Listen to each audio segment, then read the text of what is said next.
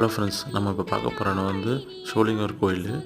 So சென்னையிலேருந்து இதுக்கு வந்து நீங்கள் அரக்கோணம் வரைக்கும் ட்ரெயினில் போய்க்கலாம். அங்கேருந்து வந்துட்டு நீங்கள் பஸ் இருக்குது, அரக்கோணம் பஸ் ஸ்டாண்ட்லேருந்து போயிட்டு சோளிங்கருக்கு அதை இறக்கி விட்ருவோம். ஸோ கிட்டத்தட்ட இது ஒரு 2.5 hours ஆகும் சபர்பன் ட்ரெயினில் போனீங்கன்னா.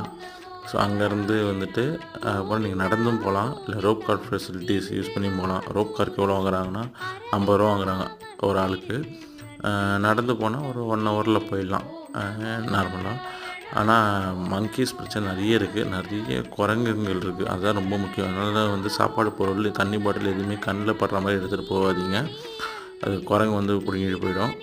ஸோ இது நீங்கள் வந்துட்டு நார்மல் டேஸில் போனீங்கன்னா கூட்டம் இருக்காது, பட் வீக்கெண்டில் போனீங்கன்னா கூட்டம் அதிகம். ரோப் காருக்கு கூட்டம் ரொம்ப அதிகமாக இருக்குது. 4-5 years ஆகுது ரோப் காரில் போனீங்கன்னா.